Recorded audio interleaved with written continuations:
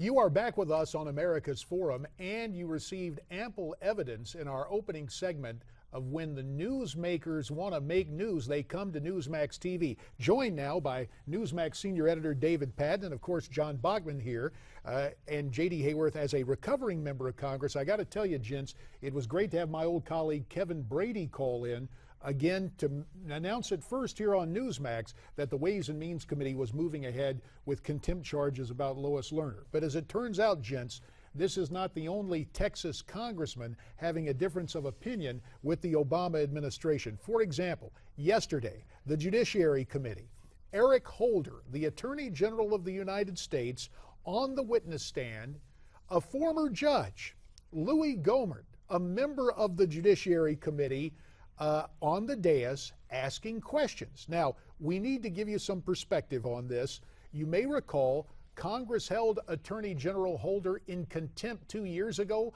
for his unwillingness to disclose information concerning the Fast and Furious gun running scandal. That contempt citation was the flashpoint again yesterday.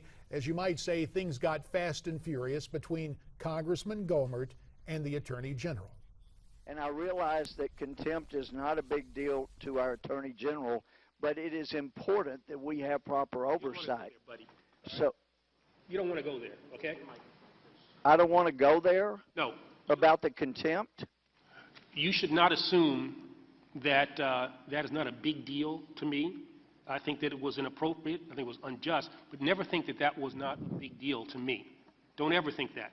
Well, I'm just looking for evidence, and normally we're known by our fruits, and there have been no indications that it was a big deal because your department has still not been forthcoming in producing the documents that were the subject of the contempt. Well, let me move on. There have been other questions asked about the documents that we were prepared to make available then, we're prepared to make available now, that would have obviated the whole need.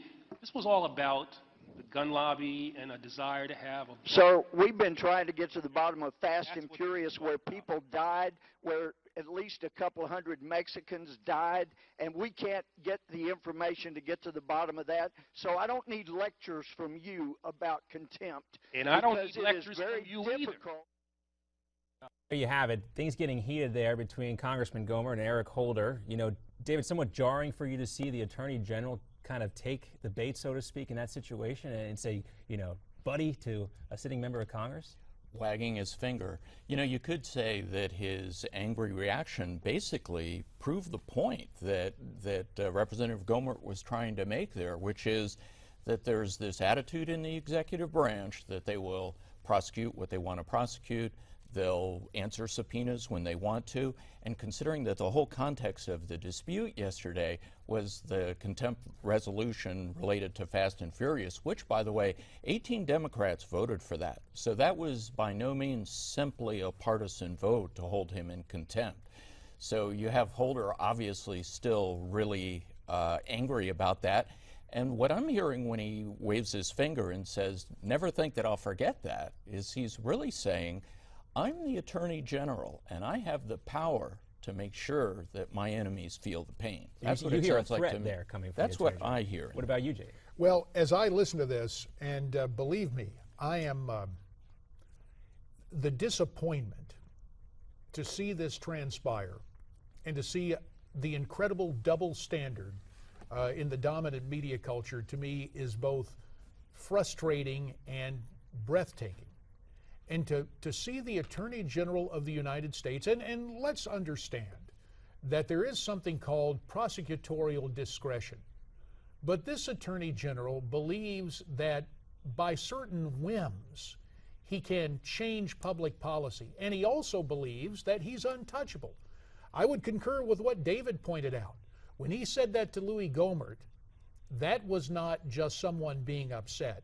That was a threat made by the Attorney General of the United States to a fellow constitutional officer, a member of Congress, someone who understands full well the whole notion of our judicial system, the whole notion of our Constitution. Let's not forget Louis Gohmert, as he often jokes, but there's seriousness behind the humorous point he makes. He understands the difference between being a judge and legislating, And Louis Gohmert, who you see here on camera now, the gentleman from East Texas, he said when he had the urge to legislate, he stepped down from the bench to run for the Congress of the United States, in stark contrast to some of the judicial activism we see.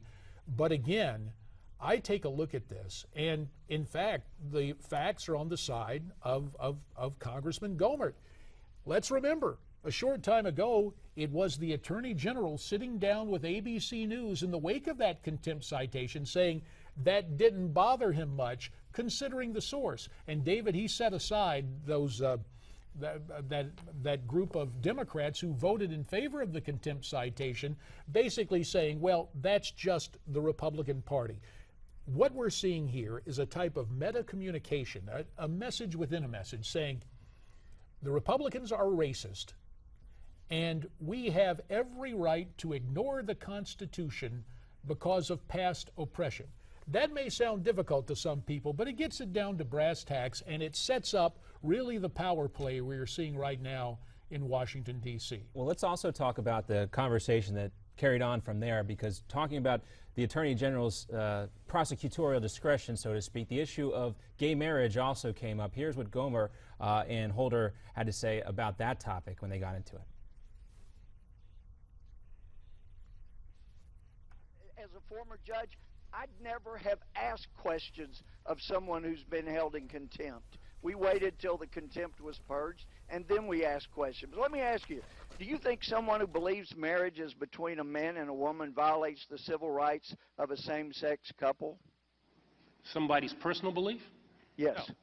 How about if they have a business and they believe that? If they have a business, if a And business has a If it's a private business and the owners of the private business believe marriage is between a man and a woman, are they violating a same-sex couple's civil rights, in your opinion? well, that's obviously a matter that is under consideration by the courts, and we have taken a position on that. I wouldn't want to get into something that is, as I said, a pending matter. Well, it is your opinion that matters on whether you tell attorneys general how to act in the states, or how you approach businesses or individuals that have this biblical view that the president had when he was a senator in 2008. So I thought it was rather important. Well, let me ask you. The time of the gentleman has expired.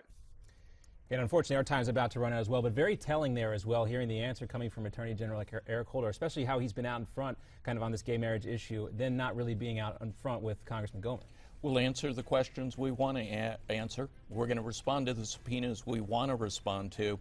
So even the president yesterday with his really partisan remarks about equal pay for women, it's really an administration that doesn't seem to be too interested in working with Congress. Yeah, do what they want to do and how they want to do it. And again, it all comes back to politics. Establish confrontation and really work on the whole notion of grievance mongering. Have a situation where you activate the base and try to get them out to vote. And I believe you can basically call this Operation Get Out the Vote, where they're using the past sins of oppression as now a new sense of entitlement. But again, the baseline is politics. Yeah, kind of saw that too with the Elijah Cummings issue as well. Don't know what was really going on there, but very interesting to check out these committee hearings. We'll be back with more on America's Forum after this.